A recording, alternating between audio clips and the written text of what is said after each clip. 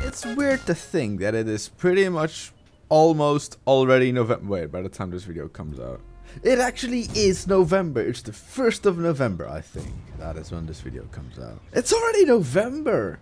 Like, this year went by so fast. Is that what happens when you get older? Like, I read somewhere. I don't know if it's complete bullshit or that it's actually like something that's psychological. But the older you get, there's less new things in your life that you can focus on. And because there's less new things, a lot less happens in your life. You do the same shit over and over and over again, especially if you have a stable job and you have a family and that kind of shit. So when you're like living a stable life, you're not getting any new kids or like you don't move house, like you just live your life like regularly, nothing new happens. So time flies really fast because it just becomes kind of a blur what you're doing. Like this last month, October, the last 2 weeks went by super fast, but at the same time super slow because I was busy trying new stuff.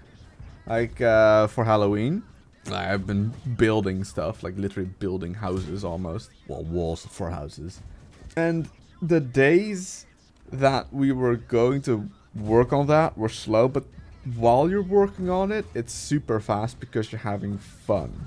And like October was the slowest month for me so far this year. So that tells you how well the year's been for me pretty much. It's been so fast.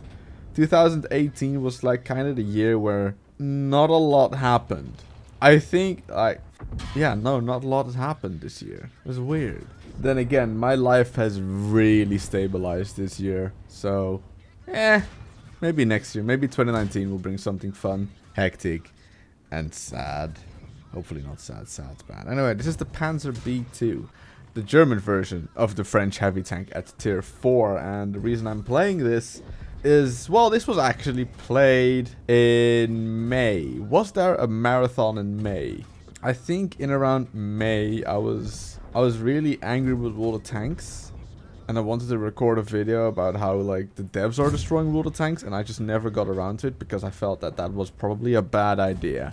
So half a year later, pretty much, I decided that I'll still show the replay, but it's just the Panzer B2 and how ridiculously overpowered it is, and it's still a bad addition to the game. But what am I going to do about it? Sometimes I play it to just have fun, and I don't even feel bad about it anymore. Like, there was a time where I felt bad about playing the Panzer B2, but now I just don't care. It's, yeah, I don't play it a lot. I don't play it very often. But when I do feel like just having a bit of easy fun, this is my go-to tank. And when I do step in my stat pattern boots, I do enjoy the Panzer B2 actually more than the Panzer IIJ, which I also own. The Panzer IIJ is fun, but it's really slow. It's really slow, and I feel that people have more issues with the Panzer B2 because there's less flat surfaces. I say with those sides, Jesus! For like people to hit you. If you just angle, they cannot really reliably pen you. And the Panzer B2, I do not see higher than tier 4 as a tier 4.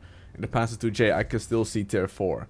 And a Hetzer will literally grab my ass and just shove its fist in it when it sees me. That's pretty much Hetzer gameplay for you.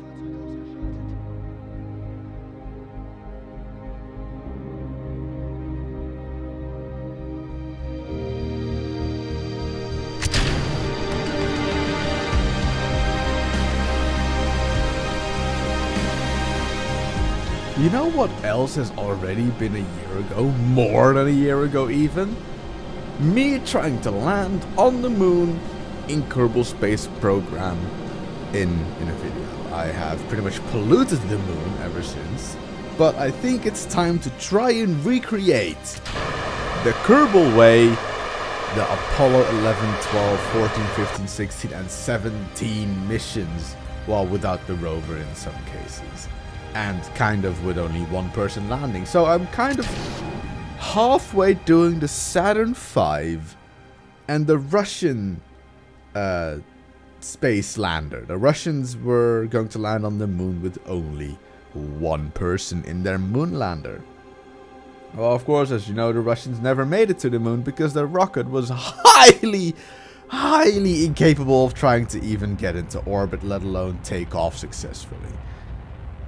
But this is my rocket, or at this point was my rocket. It's now slightly more in pieces. It was the Ethos 2.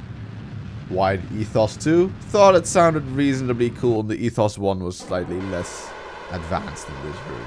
So if you're here, by the way, for World of Tanks videos, at least in this video, it's over. It's just going to be me trying to land on the moon again. Like a year ago, I failed. This time, I'm going to try harder and ramp up the difficulty because my moon lander has been packed inside of the rocket like the real Saturn V. The moon lander was stuck inside of the Saturn 4B rocket segment or stage of the Saturn V, and this is why the Apollo missions are probably one of the most difficult achievements in human history, trying to land on the moon with all of this kerfuffling.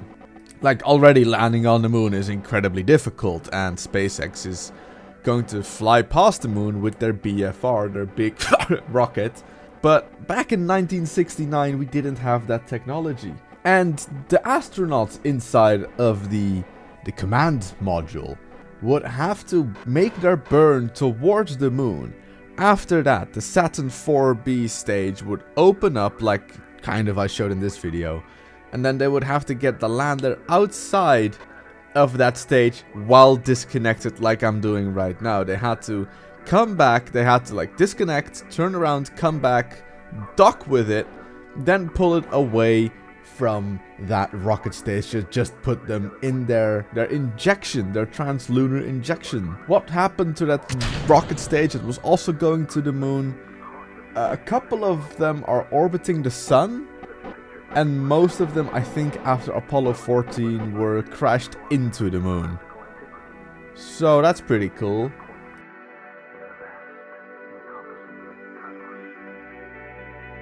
And then, of course, you have to make that journey towards the moon. In Kerbal Space Program, it takes about a day. In real life, it takes about 3, maybe 4 days. I'm not quite sure about that one. And you may have noticed as well that I didn't say Apollo 13 while saying that I was going to recreate the Apollo missions 11, 12, 14, 15, 16, and 17. Apollo 13 was the one where it all went wrong. There was an explosion on board. They were losing oxygen. They would not have survived if they were to land on the moon. They would have not come back, so they decided to sling around the moon and come back to Earth. It was all a spoopy occasion. And there's a movie about it. It's literally called Apollo 13. If you want to watch it, it has Tom Hanks in it. Now, I made a small mistake. I should have actually put Valentina Kerman inside of the lander, but I kind of forgot about that while disconnecting it. And then I decided to just fly there because I don't give a shit. Even though this lander of mine has a probe on it, I can control it even though there's no one on board. I much rather would have landed it with Valentina Kerman on board, making her the... Well, she's already the first person to land on the moon in this save file, but for storyline and for the video, she is going to be the first female and first Kerbal on the moon. That's going to be exciting. And as we are slowly creeping closer to the surface of the moon, I have enough fuel, I have my landing legs.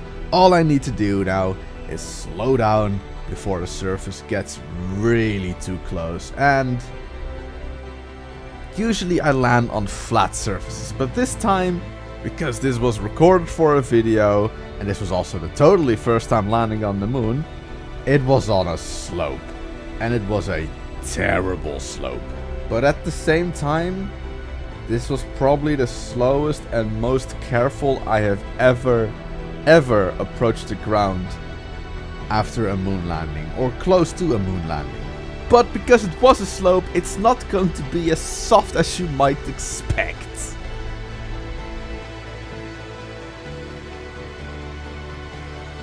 That doesn't matter because Valentina can finally set foot on the moon.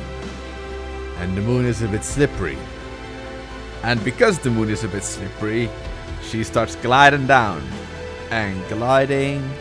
And gliding. And sliding. And gliding. And falling. And tumbling.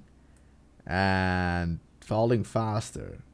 I cannot ever land on the moon without something going wrong, it seems. But everything is fine because she survived and finally gets to plant that flag into the dusty lunar surface. Fun facts that you either don't care about or you never known. What are the first words that come to mind from an astronaut on the moon? As Valentina starts sliding again. The first words that probably come to mind is one small step for a man, one giant leap for mankind, right? Those were not the first words that astronauts said when first landing on the moon.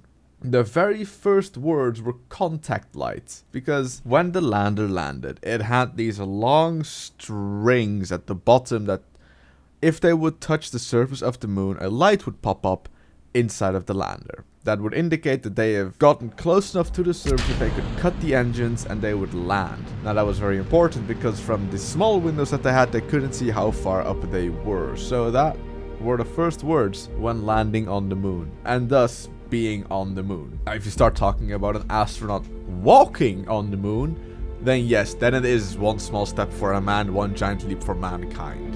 Also, the lander consisted of two stages, the lander stage and the takeoff stage, I guess.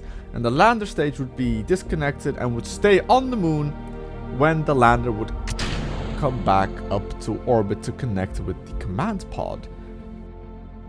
Those landers are still on the moon. But we're coming back to Kerbin. We are slowly being engulfed with hot plasma as we are making our way back into the atmosphere, ready for our landing back on Kerbin. Being the idiot I am, I kind of am not landing in the ocean or sea because I didn't really look at that. Instead, I'm going to land on land surrounded by mountains.